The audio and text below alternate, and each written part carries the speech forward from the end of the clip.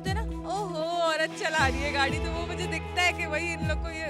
अभी तक हम उसी स्टीरियोटाइप सोच में है कि हम लोग ये एक्सेप्ट ही नहीं कर पाते कि यार कोई लेडी ड्राइव कर सकती है, जबकि माशाल्लाह अब तो मैंने देखा है लड़कियां बाइक्स चला रही हैं रोड पे।